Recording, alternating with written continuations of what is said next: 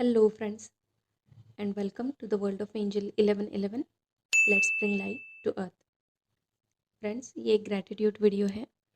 हमारी एक divine feminine है जो अपना एक्सपीरियंस शेयर कर रही हैं और उनको उनके डीएम ने रिसेंटली ही मैरिज कमिटमेंट दी है। एक्चुअली जिस तरह से उन्होंने अपनी स्टोरी बताई है, जिस तरह से वो बातें कर रही हैं, तो आप थोड़ा सा उसको ध्यान से सुनिए। डेफ़िनेटली आप उनसे बहुत कुछ सीख पाएंगे कि किस तरह से उन्होंने ख़ुद में इम्प्रूवमेंट किया है, किस तरह से ख़ुद पे काम किया है, अपने कौन कौन से इश्यूज़ पे काम किया है, राइट। और उसके बाद वो किस तरह से इस मकाम तक पहुंची कि उनके डीएम ने फाइनली उनको कमिटमेंट दे दिया। तो चलिए आगे की वॉइस उनकी है। हेलो फ्रेंड्स, मैं आज आप सबके साथ अपनी स्टोरी शेयर करना चाहती हूँ। अभी कुछ दिन पहले ही मेरा रियूनियन हुआ है।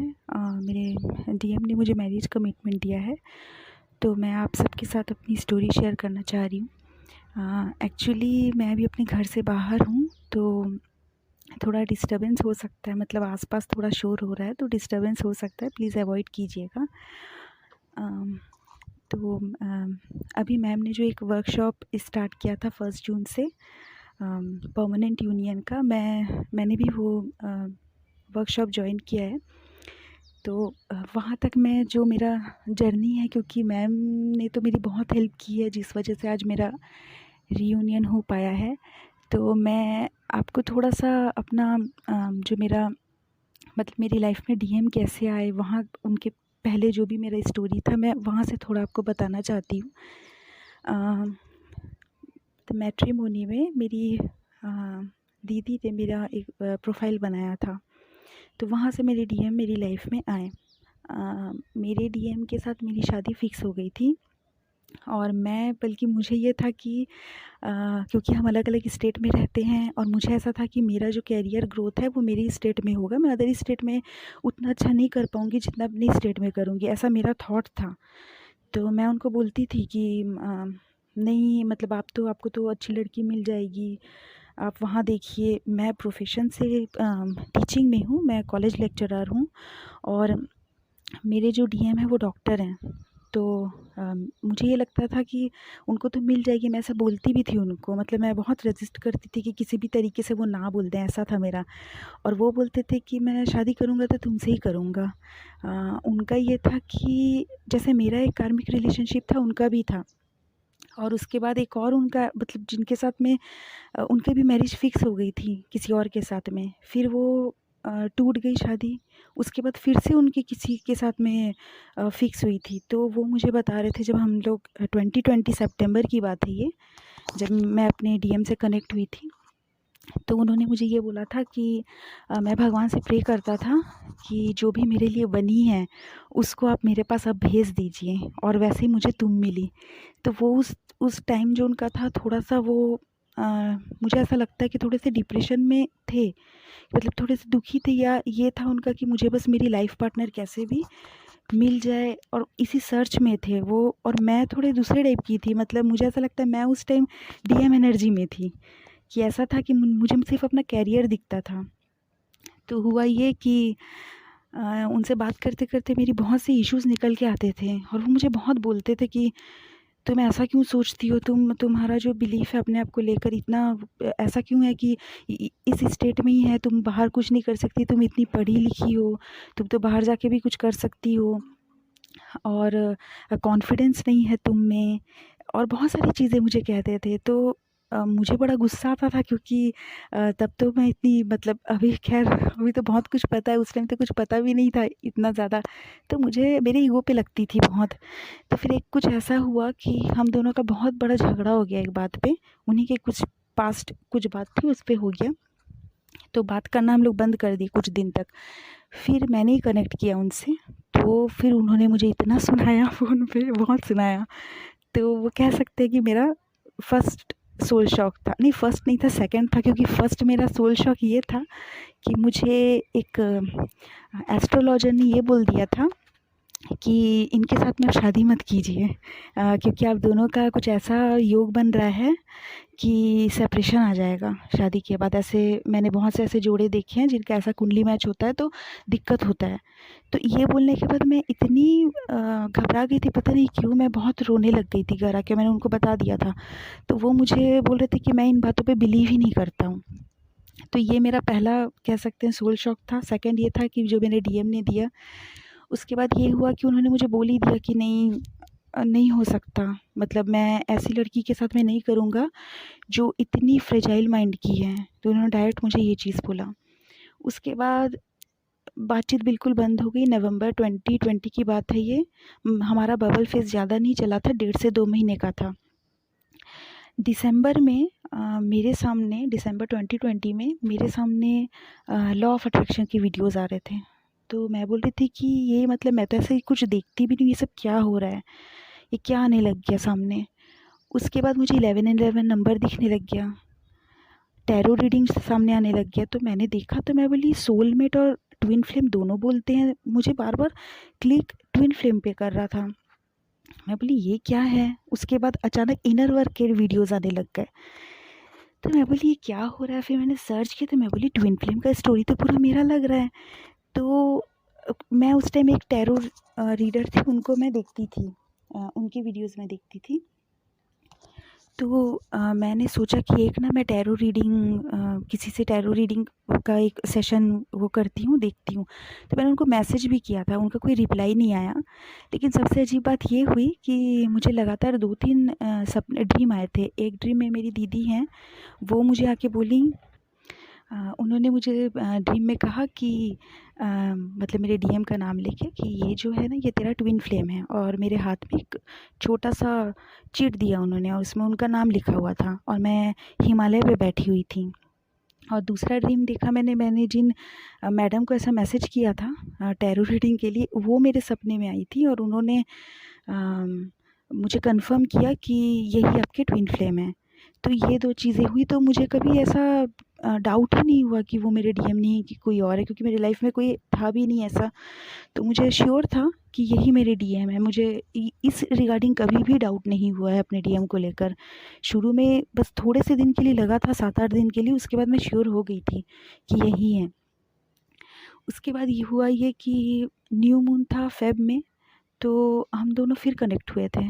मैसेज किया था, मैंने ही किया था उनको, और फिर से उन्होंने मुझे ना बोल दिया कि मतलब नहीं हो सकता हमारा आगे का। तो ये एक चीज़ था कि मैं कनेक्ट हुई थी उनसे फ़ेब में, तो उन्होंने फिर से मना कर दिया। फिर से हम लोग मतलब मेरा वही रोना-धोना फिर से शुरू हो गया। मैं थोड़ी-सी सँभली थी जनवरी में, उसके बाद 2021 फ़ेब में फिर से मेरा वैसे ही एक फ़ेज़ आ गया कि बहुत रोना, ये सब हुआ। उसके बाद मैं ये देखती थी, बहुत सारी यूट्यूब चैनल्स में तो बहुत वीडियोज़ रहते हैं, मैं देखते रहती थी। तो मैं वहाँ नीचे कमेंट में देखती थी कि मतलब कुछ लोग सालों से सेपरेशन में हैं, मतलब काफ़ी साल हो रहे हैं, किसी को 5, किसी को 10। तो मुझे बहुत घबराहट होता था। मैं बोलती थी कि ये कैसा, मतलब इस तरह की जर्नी है कि इतने साल लगते हैं। तो मैं बोली अरे घर में तो ऐसा, मतलब मेरा ये था कि शादी करूँगी तो मैं उनसे, मेरा शुरू से ही ऐसा है कि मैं मैरिज अगर करनी है तो उनसे करूँगी मैं, और किसी से नहीं करूँगी। तो मुझे ये लगता था इतने मतलब इतने टाइम से वेट कर रहे हैं, और इनके डीएम क्यों नहीं वो करते, क्या सबके साथ ऐसा होता है? बहुत मेरे दिमाग में बहुत कन्फ्यूजन था। उसके बाद मुझे वीडियोस देखते-देखते मुझे स्वाति मैम का वीडियो मिला यूट्यूब पे, तो मेरे लिए ब्लेसिंग था ये। मुझे एक तो मैम की वॉइस बहुत अच्छी लगती है, बहुत ही ज़्यादा, मतलब उनके वॉइस से ही हीलिंग हो जाती है। तो मुझे इतना अच्छा लगा ना, तो मैं मैम को पर्सनल मैंने व्हाट्सएप में मैसेज किया था, मेडिटेशन के लिए किया था तब। फिर मैंने एक बार मैम से पूछा भी था जर्नी के रिगार्डिंग कि मैम क्या डीएम के साथ में हमारी मैरिज का कुछ ऐसा रहता है कि नहीं हो सकता? तो मैम ने कहा था ऐसा बिल्कुल नहीं है, हो सकता है बिल्कुल। ये आपके ऊपर डिपेंड करता है कि आप अपना इनर वर्क कैसे कर रहे हैं। उसके बाद हुआ ये कि फिर मैं मैम के मेडिटेशन ग्रुप में, मैम ने मुझे ऐड किया था। फिर वहाँ से मुझे सीमा दी मिली, तो उनका नाम लेना बहुत ज़रूरी है क्योंकि मेरी बहुत हेल्प की है मैम ने। तो मतलब मैं उनको पहले मैम बोलती थी, विधि बोलती हूँ। तो सीमा दी ने उन्होंने मुझे एक्चुअली उनसे बात करने के बाद मुझे पता चला कि ऐसा नहीं है कि हर डीएम जो है वो बिल्कुल कांटेक्ट ही नहीं करते हैं। जो मेरा एक मिसकंसेप्शन था कि नहीं सेपरेशन में ही रहते हैं और उसी टाइम में हमको इनर वर्क करना है, ये सब मैंने जब उनका देखा ना कि नहीं ऐसा नहीं है, मतलब डीएम भी ऐसे होते हैं कि टच में रहते हैं और इतना केयर करते हैं, तो मेरा एक मिसकंसेप्शन जो था वो हटा वहाँ से। उसके बाद हुआ ये कि मेरे जो डीएम है वो अचानक मैंने देखा, फुल मून था, शायद होली का टाइम था, मार्च था। तो मेरे डीएम जो है वो मेरी स्टेटस देखने लग गए। तो मैं समझ गई थी कि मतलब मैं जो भी कर रही हूँ, जो भी मैं मेडिटेशन वगैरह, चक्रा मेडिटेशन जो भी मैं कर रही हूँ, तो वो मैं ठीक, मतलब ठीक-ठीक मेरा काम हो रहा है, मतलब मैं सही जा रही हूँ, ये मुझे ऐसा लगा। मैं बहुत ज़्यादा एक्साइटेड नहीं हुई और मुझे कभी भी बहुत ज़्यादा क्रेविंग अपने डीएम के लिए नहीं थी। मतलब मेरा एक्चुअली ये है कि मैं बचपन से ही एक्सेप्टेंस के मोड में ही रहती हूँ, कि जैसे जो भी हो रहा है मैं वो उन चीज़ों को ईज़िली एक्सेप्ट कर लेती हूँ। थोड़ा-सा रेज़िस्ट करने के बाद मैं कर लेती हूँ कि ठीक है, अगर ऐसा है तो ठीक है। मैं बहुत ज़्यादा उसको रेज़िस्ट करना, चेंज करने की, ये सब की कोशिश मैं नहीं करती कभी भी। तो अम, अ, ये हाँ, ये भी था कि मैं शुरू में टैरो रीडिंग वगैरह देखती थी, लेकिन उस टाइम के बाद से ना मैंने मतलब 1 या 2 महीने, शायद 2020 दिसंबर और 2021 फ़ेब तक शायद मैंने टैरो रीडिंग वगैरह देखा है। उसके बाद मैंने टोटल उसको बंद कर दिया, मतलब मुझे नहीं होता था। चैनलिंग वगैरह मैं कभी भी नहीं देखती थी। तो शायद ही वीक में 1 बार देखा होगा स्टार्टिंग में, उसके बाद मैंने बंद कर दिया था ये सब।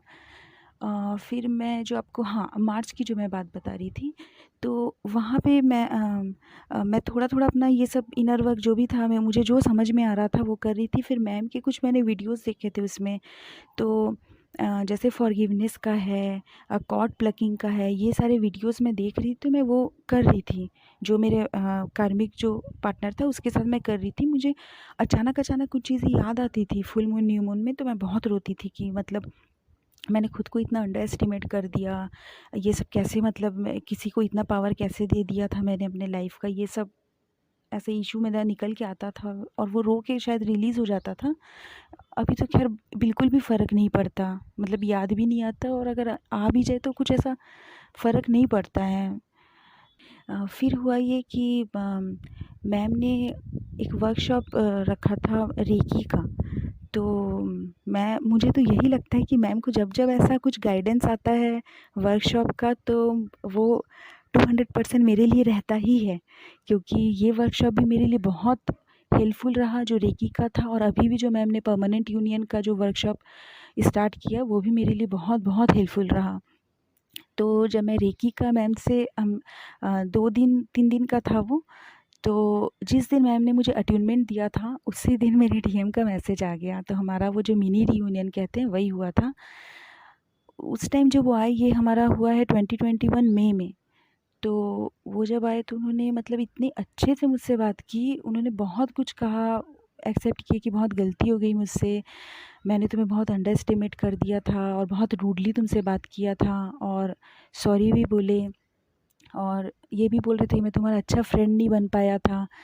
तो ये सारी चीज़ें और भी बहुत कुछ बोले हैं कि मतलब माफ़ी तो ख़ैर वो माँग ही रहे थे। वो 2-3 दिन तक उनका चला, और उसके बाद मतलब जब भी बात कर रहे थे तो यही बोल रहे थे कि मैंने गलत कर दिया, शायद बहुत गिल्ट में थे वो।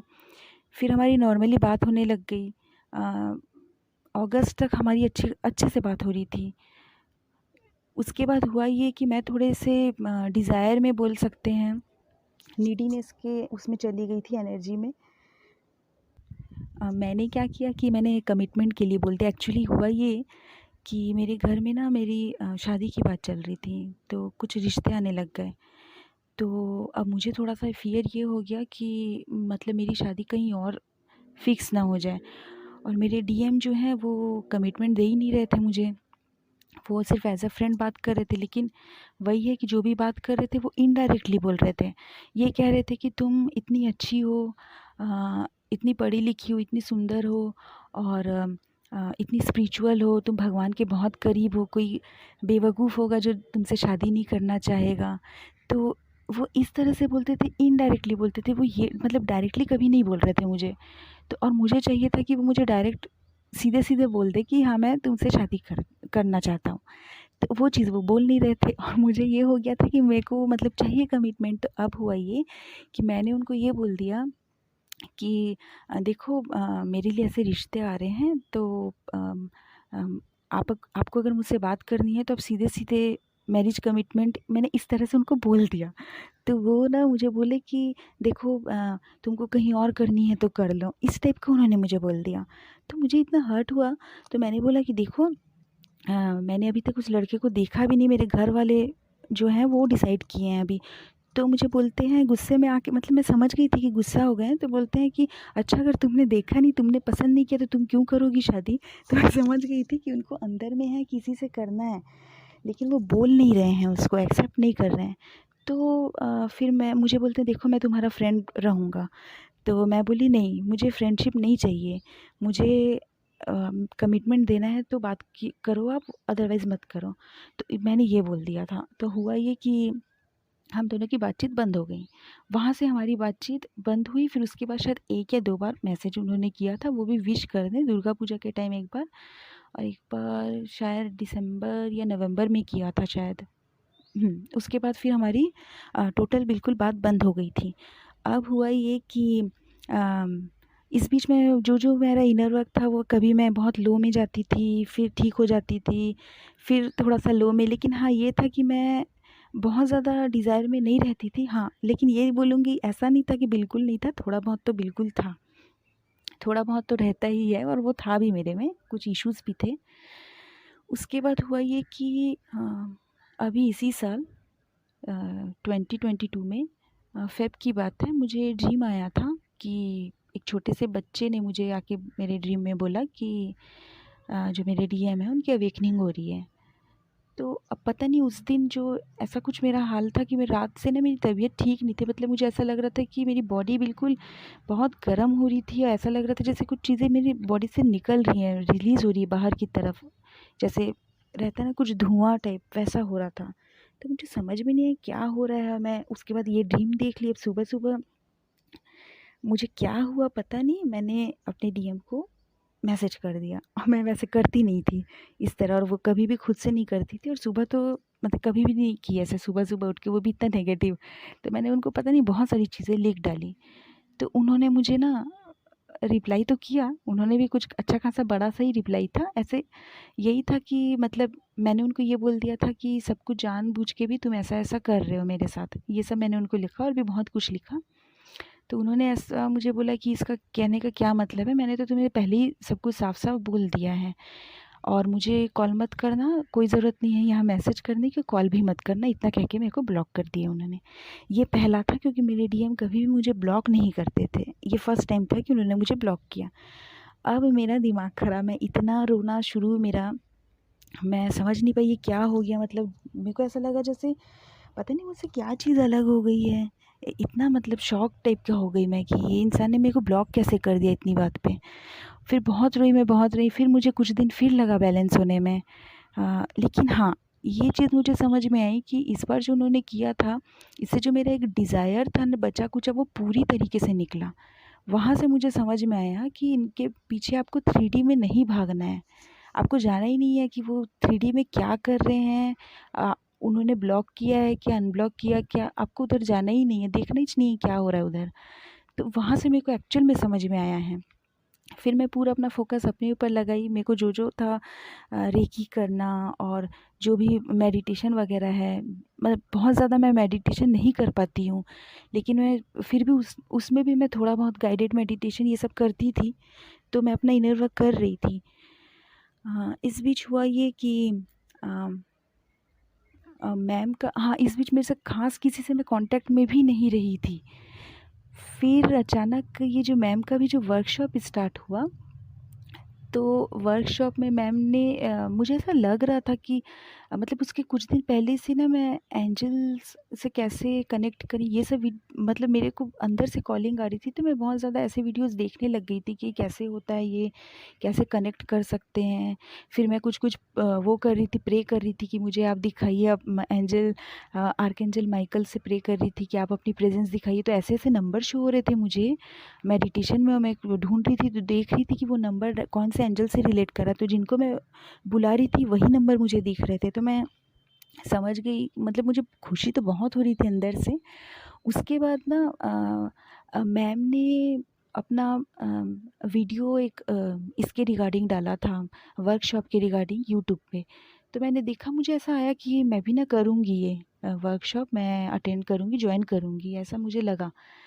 तो उसके बाद क्या हुआ कि मैं अपने भाई को कुछ डॉक्यूमेंट अपना शेयर कर रही थी व्हाट्सएप पे। तो मैंने जैसे उसका नाम टाइप किया ऐसे ऊपर में, तो वहाँ पे मेरे डीएम का भी आ गया नाम। तो मैं देखती हूँ कि वो मुझे अनब्लॉक कर दिए हैं।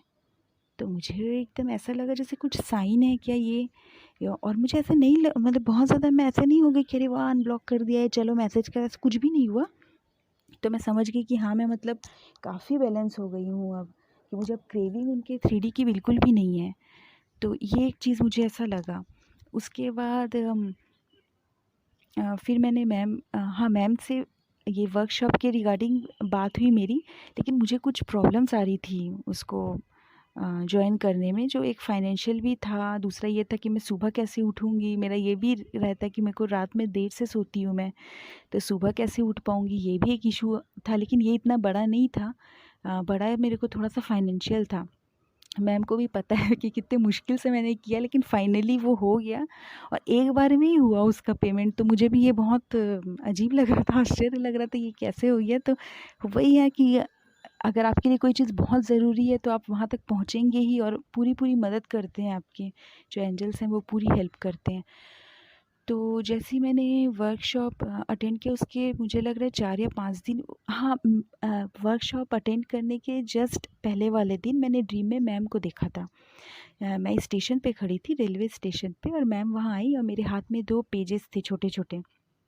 तो मैम ने एक पेज को लिया अपने हाथ में और उसको फेंक दिया, और दूसरे पेज को मुझे बोला कि आपका पास्ट लाइफ कर्म है, बस ऐसा बोला मैम ने, और आप इधर उधर का ज़्यादा मत सोचो, ये बोला। तो उसके बाद मेरी नींद खुल गई, तो मुझे लगा कि नहीं ये वर्कशॉप तो मुझे मेरे लिए ही है, मुझे करना ही है, ये वर्कशॉप कैसे भी करके मैं करूँगी ज्वाइन। तो मैं कंफर्म हो गई कि ये साइन था। तो उसके बाद, और सही में हुआ भी ऐसा ही, मेरा जो 4-5 दिन का जो स्टार्टिंग में जो वर्कशॉप में था, उसके बाद ही मेरे डीएम ने मुझे मैसेज किया, और मुझे उम्मीद नहीं नहीं थी, मतलब मैंने एक्सपेक्ट नहीं किया था कि इतनी जल्दी यहाँ तक मेरी जर्नी, मतलब ये कमिटमेंट वगैरह ये सब मिल जाएगा, मैरिज कमिटमेंट। तो ये मैंने इतनी होगा ये पता था अंदर से ही, पहले से ही लगता था मुझे, लेकिन इतनी जल्दी होगा ये थोड़ा सा उसके बाद मैं जिस दिन मैसेज की, तो मतलब मुझे यकीन नहीं हुआ। पहले 2 दिन 3 दिन तो नॉर्मल वो ये सब बातें कर रहे थे। उसके बाद उन्होंने डायरेक्ट बोला कि हम कनेक्ट कर रहे हैं, तो अपने पेरेंट्स से भी हमें बात करनी चाहिए। एक्चुअली अभी मेरे पापा की हेल्थ ठीक नहीं है, तो ये मैंने उनको बताया था। तो वो बोले कि जब तुम्हारे पापा रिकवर हो जाएं उसके बाद हम अपने मतलब कि बड़े का, अपने सीनियर मतलब घर फैमिली मेम्बर्स का तुम नंबर शेयर करना, तो बात करेंगे। तो मैंने भी बोला ठीक है। तो लेकिन हाँ ये था कि एक बैलेंस उसमें मैं आ चुकी हूँ, क्योंकि अब मैं देखती हूँ कि उनके जो मैसेजेस होते हैं वो बड़े बड़े होते हैं। पहले मैं बड़े मैसेज करती थी, वो छोटे छोटे, अब उल्टा हो गया है। वो बड़े मैसेज करते हैं, मैं नॉर्मल करती हूँ।